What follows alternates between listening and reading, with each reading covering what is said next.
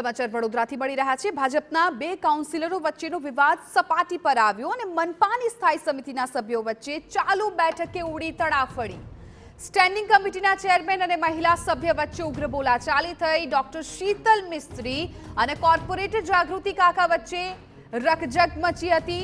વિકાસના કામોમાં ચેરમેન દ્વારા ભેદભાવ રાખવામાં આવે છે તેવું જાગૃતિ કાકાનું નિવેદન સામે આવ્યું। ચેરમેન શીતલ મિસ્ત્રી હંમેશા મને અપમાનિત કરવાનો પ્રયાસ કરે છે તેવી પણ વાત સામે આવી।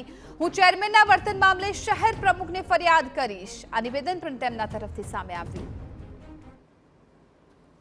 તો કામોનું જેવું અમારા અધિકારી બોલી રહ્યા હતા ત્યારે ચેરમેનશ્રી કે આ કામો તમારા નહીં થાય, એટલે એવો શબ્દ ચેરમેનશ્રીએ વાપર્યો કે તમે સ્ટેન્ડિંગમાં બધા કામો મંજૂર નથી થવા દેતા એટલે તમારા કામો નહીં થાય। એટલે ચેરમેનને ખબર નહીં શું છે એમના માઇન્ડમાં, એ એમનો વિષય છે।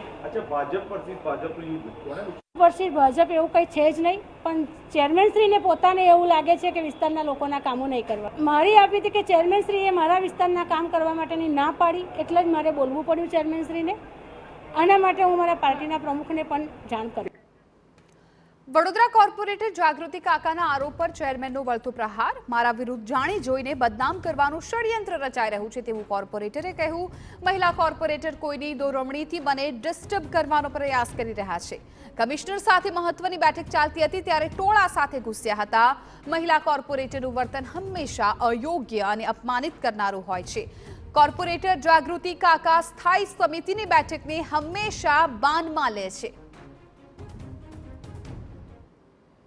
એ દરમિયાન જાગૃતિબેન કાકા જ્યારે કોઈ ઇમ્પોર્ટન્ટ મિટિંગ ચાલતી હોય તો સીધો દરવાજો ખોલી અને 7-8 લોકલ રહેવાસી શિક્ષણ સમિતિના સભ્ય એવા નિલેશ કહારને લઈને સીધા અંદર ઘૂસી ગયા।